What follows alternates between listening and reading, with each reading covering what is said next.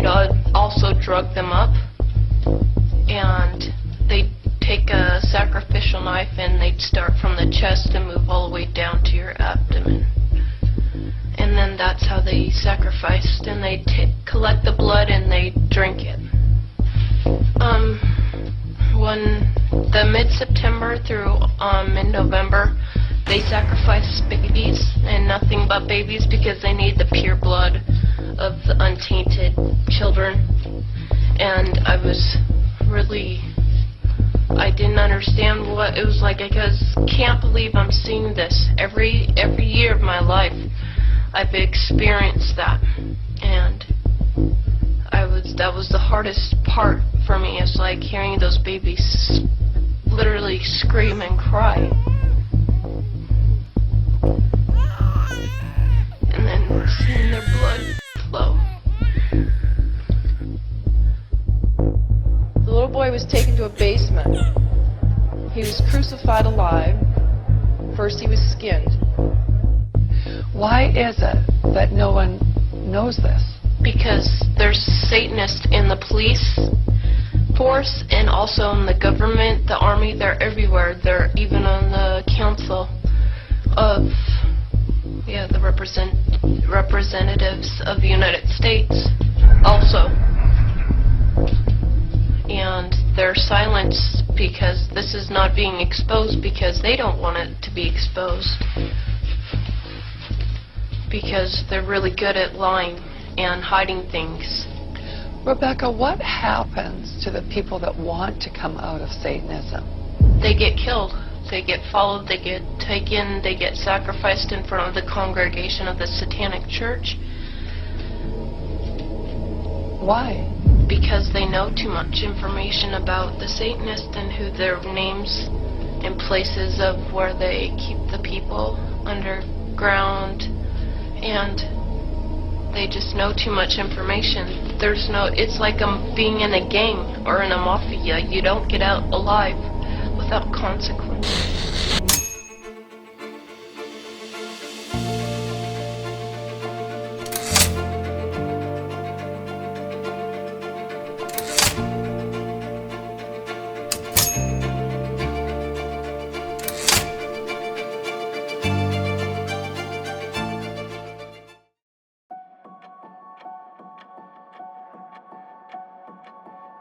Born Edward Alexander Crowley in 1875, he quickly found himself among some of Britain's most devout Christians, the very opposite of the type of people he would attract later in his life.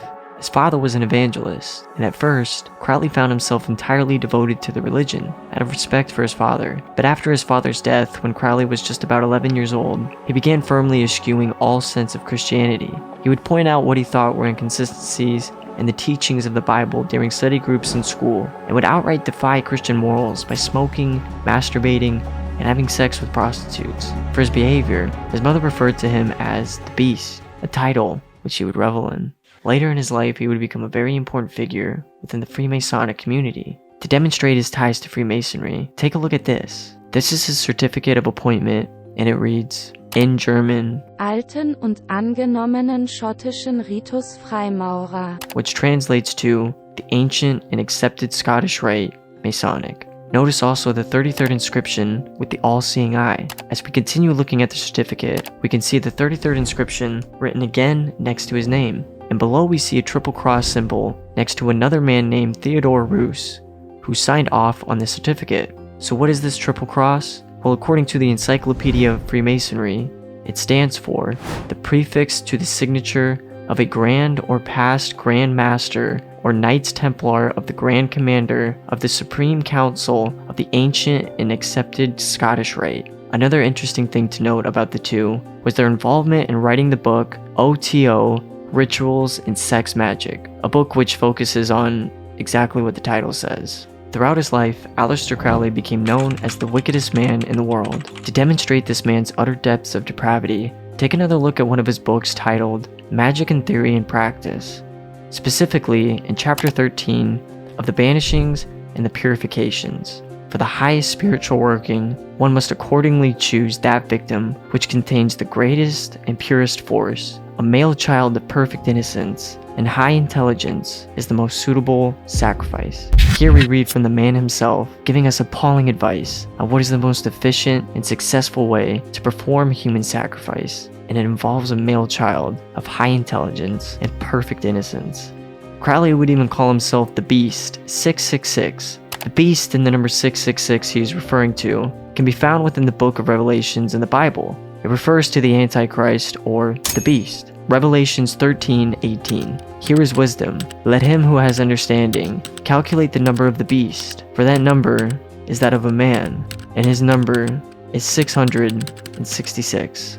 Due to his hate towards Christianity after his father's death, he sought to do everything in his power to mock, ridicule, and destroy it. To give an example of this, he wrote a book called The Libre of Aleister Crowley, in which he states, "With my hawk's head, I peck at the eyes of Jesus as he hangs upon the cross." Also, Theodore L. Gunderson, who in 1951 became Federal Bureau of Investigation Special Agent in Charge, and in 1977 became the head of the Los Angeles FBI. He was also in 1979 one of the handful interviewed for the job of the FBI director, which ultimately went to William H. Webster. Theodore L. Gunderson had this to say about Aleister Crowley.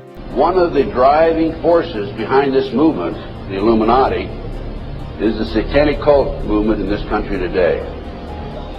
So I began my little journey forward.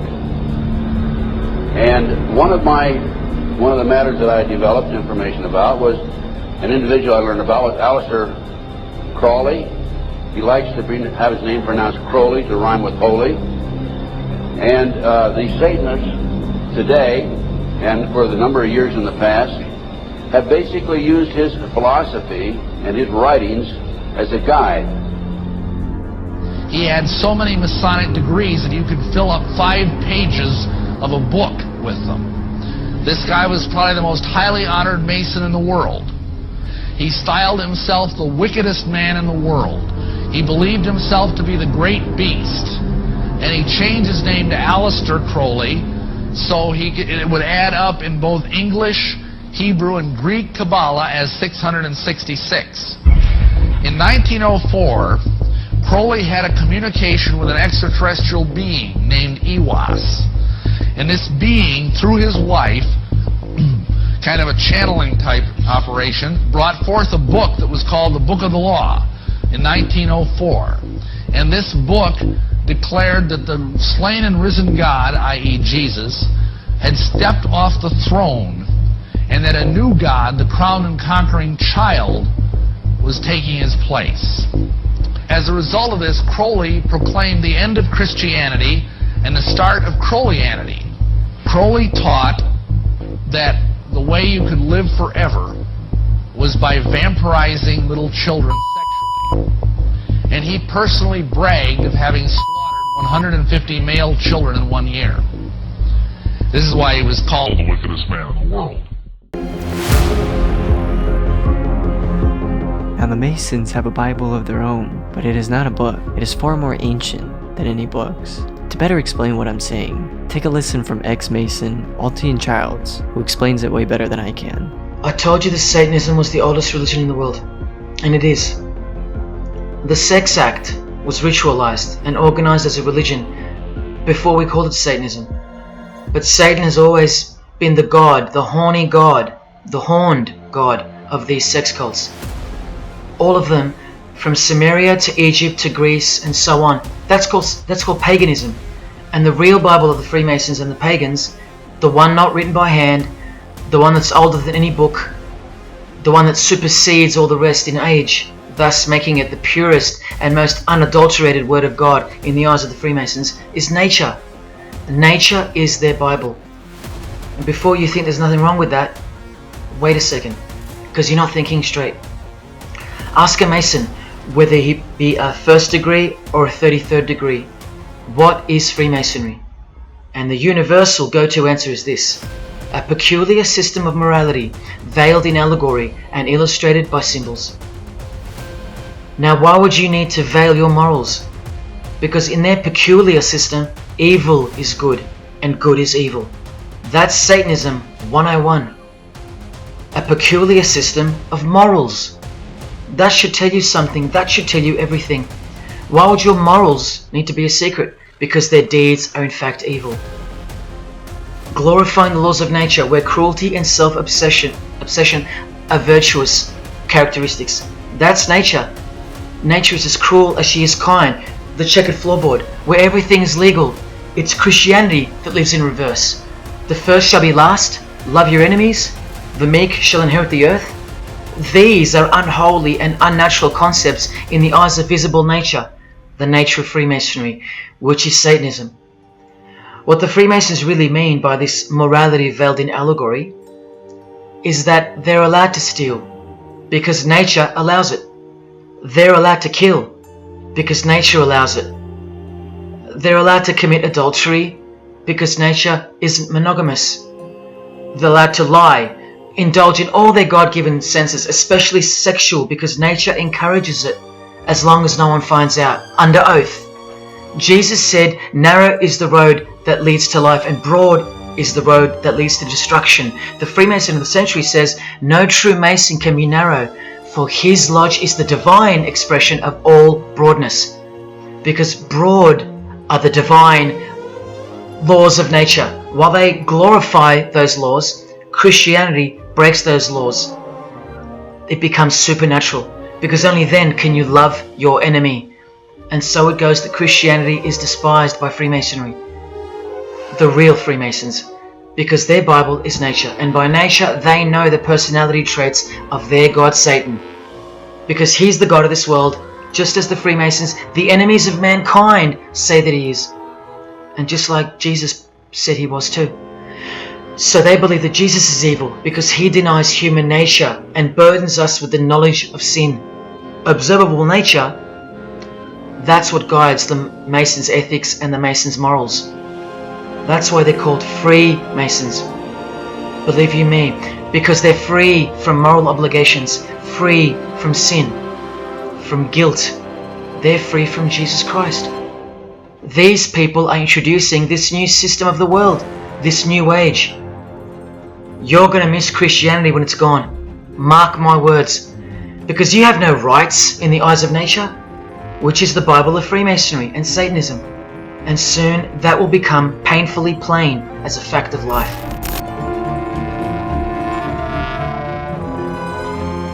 So what is their big plan? Well, as you already saw by the title, it's pushing the New Age. But what does that mean, and how will they do it? Let's walk through it together. The New Age has an interesting trail that leads back to the Freemasons. As we can see clearly here, this was a New Age magazine from the official organ of the Supreme Council 33rd degree Ancient and Accepted Scottish Rite of Freemasonry Southern Jurisdiction, and it was published on November of 1965. Here we see it even stretches all the way back to October of 1927. This original Masonic New Age magazine was the precursor to all the magazines and trends promoting the Great Deception of self-love and spirituality. One thing I want to point out is a magazine that we just saw, this one in particular. This features a woman named Helena Blavatsky. Now why is she important, you might ask? Well, because she is recommended in the Encyclopedia of Freemasonry to read her work. Now why is the 33rd degree Mason Albert G. Mackey, the author of the encyclopedia, recommending others to read her work? Well, because of her book, quote, The Secret Doctrine, in which she states about Satan, it is the angel who is proud enough to believe himself God, brave enough to buy his independence at the price of eternal suffering and torture, beautiful enough to have adorned himself in full divine light, strong enough to still reign in darkness amidst agony, and to have made himself throne out of his indistinguishable prior. It is the Satan of the Republican and heretical Milton, the Prince of Anarchy, served by hierarchy of pure spirits. And also in the same book, we see this, Elohim, or sons of God, of whom Satan was one, all those spiritual beings who were called the angels of darkness, because darkness is absolute light, a fact now neglected, if not entirely forgotten, in theology. And finally,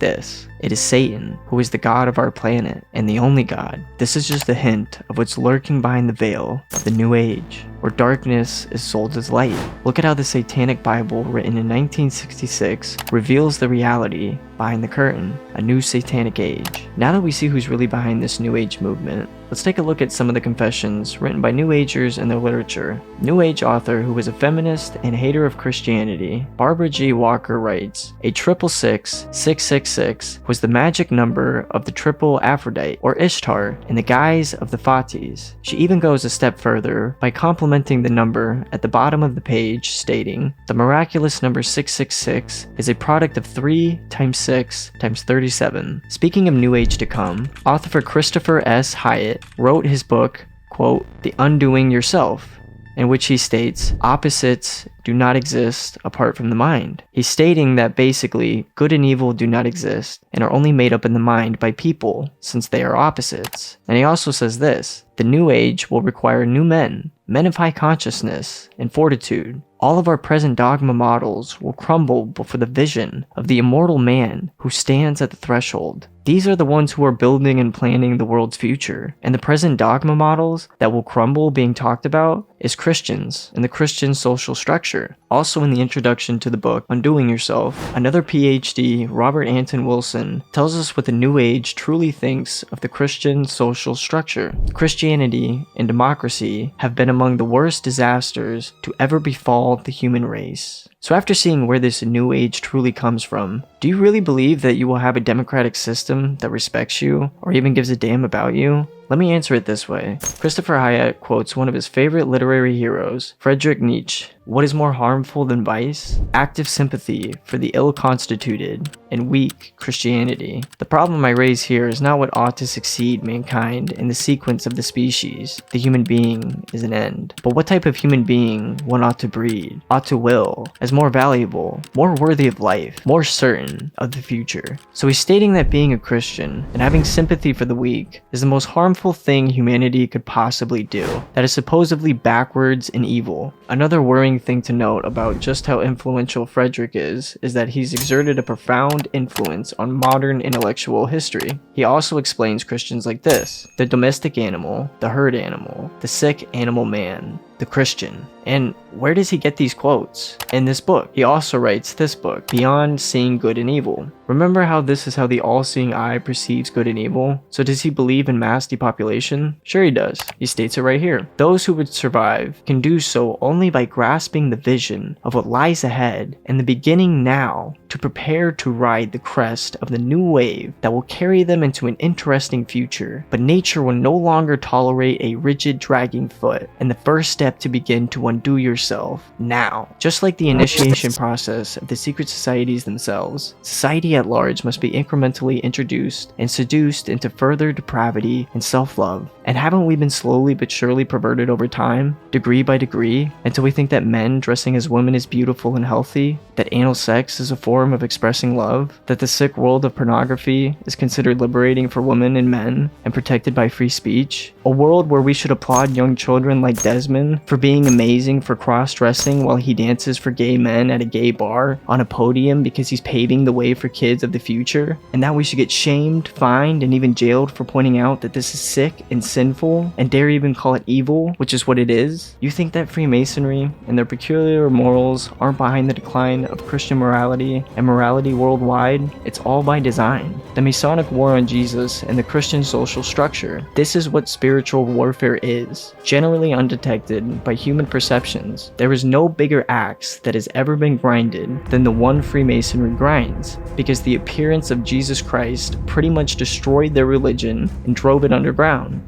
So much to the point that all of Rome, which was the empire and influencers of the world at the time, became Christian after the Emperor Constantine in 313 AD issued the Edict of Milan, which accepted Christianity, and 10 years later became Rome's official religion. And even centuries later, people were so terrified of witchcraft and paganism that the Salem witch trials were actually able to happen, beginning in 1692. This is how much and how long Jesus put a dent in their religion, but they will get their revenge. We've all been initiated into the lowest levels of materialistic Satanism under the banner of secular humanism. You want to know what is coming for our world? What the new order of the ages looks like? Well, let's start with the Georgia Guidestones, also known as American Stonehenge. They are a set of granite monoliths constructed in 1980 and funded by an unknown and anonymous group and commissioned by a man using the pseudonym of R.C. Christian. On a ledger up beside this monument is written this: here we find reference to the New Age, or the Age of Reason. With this, we get a clue as to the spirit behind the structure. The Age of Reason happens to be the title of a book from Thomas Paine. More on him in just a moment. Another thing to notice is that the resemblance of these guidestones to the original 10 Commandments of the Bible. Now, they are not the same rules, but are both 10 rules and written in stone. One could hypothesize that these 10 commandments were made in order to replace the 10 commandments that were written in the Bible. We can see how terrifying their plan is based on the first commandment written on the Georgia Guidestones. Number 1, maintain humanity's population under 500 million in perpetual balance with nature. Right now, there are 8 billion people in the world at the recording of this video, and in order for the first commandment to come to pass, 7.5 billion people have to die. Its presence alone is a disgrace and a threat of execution. Also, the man with the pseudonym Christian Rose Cross is also a reference to the Rosicrucian Order, which is just another secret society branch within the umbrella of Freemasonry. And also, according to the website freemasoninformation.com, Worshipful Master Westcott says to consider our status as Rosicrucians. The RC stands for Rosencreuz. Christian Rosencreuz is the mythical founder of the Rosicrucian Order. Now back to Thomas Paine. He also wrote this book. This is the spirit behind the Georgia Guidestones. Now, Austin Childs has a statement to make in regards to the Georgia Guidestones. Here is what he said. The whole system is about to change. And it's not going into the future. It's actually going back into the past. The old religion. That's what's taking everything over. And you'll walk straight into it, blind as a bat, thinking these people want to help you. They will appear as your saviors, forgetting or never being told in the first place that all this time there have been 2 societies in the world. The visible one, which is the one we're in, and the invisible one. Remember that the invisible one considers you profane, vile, and vulgar. Why on earth would they want to keep you around? In a book I can't mention written by them, people are referred to as useless eaters. We've become excess inventory, redundant, and past our use-by date in their eyes. Think about this. According to a prediction by information technology and research advisory firm Gartner, 1/3 of jobs will be replaced by software, robots and smart machines by 2025. That's 4 years away. Google engineering director Ray Kurzweil anticipates that robots will have reached human-level intelligence by 2029. And by 2050, 80% of all jobs will be eliminated by automation. What on earth are you and your family good for then? What do you think the secret society will do to the vile multitude then? The utopia is coming, but it ain't your utopia. You still think that by the measure of the minds of international Satanism, you should be kept around? This excess baggage that the bulk of society has become? No. The new age is dawning. And generally speaking, you're not invited. It'll just look like you are.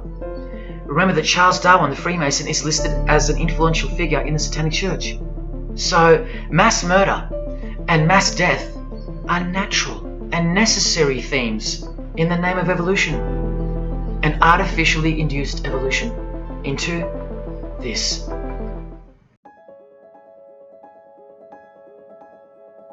This is the end of the series. I have provided you with the evidence. Now it's up for you to decide what to do with it. Is humanity truly a story of the battle between good and evil from the outside world and within our own souls? Or are we all just meaningless lumps of meat who happen to luckily be born, only to die and remember no more? Whatever it is you choose from your own critical thinking and personal research. Do not believe anyone off of face value with what they say, for there is too much manipulation going on in the world to operate in that way. So to keep yourselves and your loved ones protected, take the extra time to dig in a bit and truly see what is going on in this world. As always, keep your eyes opened.